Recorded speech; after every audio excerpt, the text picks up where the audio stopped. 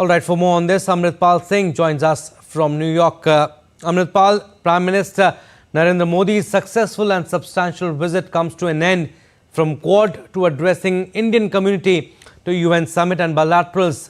Tell us, what are the key outcomes of the visit? It was a short visit of about 55-56 hours that the Prime Minister spent in the United States. It would have, I would say, had three components to it. One, the India-US bilateral part of it. We saw the meeting between Joe Biden and Narendra Modi at the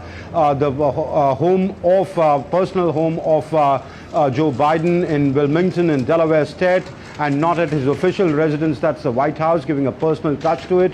All areas, all aspects of the relationship were discussed. The commitment was made to enhance the relationship to the next level in areas of mutual interest. And of course, then the antiques were returned to India. That would be, one would say, came out the outcome of the bilateral part of the visit. The other, of course, was the Quad summit, in which the Prime Minister participated along with the other three leaders. That's the President of the United States and the Prime Ministers of Australia and Japan. Multiple agreements were signed, from infra to medicals to maritime cooperation, logistics agreement, the Cancer Moonshot Initiative.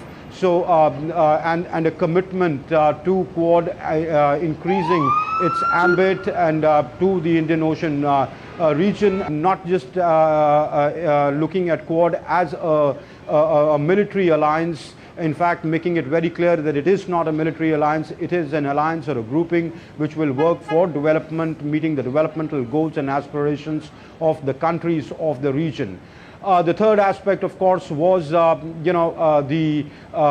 yesterday's address to the summit of the future at the UN headquarters, where Prime Minister Modi spoke about various things, but he said the time for action is now. Also, another point that he made was India's long-standing standoff that the way to the resolution of conflicts is by sitting across the table and not on the battlefield. He did address a diaspora event where he addressed the Indian community, saying, putting out how India is progressing and asking them to come and be a part of India's development story. So that I would categorize as the outcomes of Prime Minister Modi's three-day visit to the United States.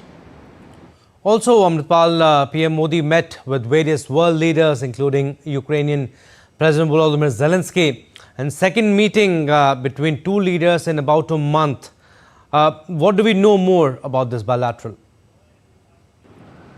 Well, it was an interesting bilateral, which the Foreign Secretary in his briefing made it clear that was sought by the Ukrainian side. Now, this is the third time they've met in as many months. So it's very clear that when India says that dialogue and diplomacy is the way forward, and India has offered its assistance, but saying that you can only resolve it across the table, not on the battlefield, it is sort of making sense to both sides. He's met President Putin earlier, he's met President Zelensky, but here again at the UN he sought, President Zelensky sought his meeting. That speaks about India's one, rising stature, and secondly, India's the sane voice, the voice of reason, having some impact clearly. And of course, Prime Minister mentions it at the UN headquarters in his address. So India's voice of reason finds some resonance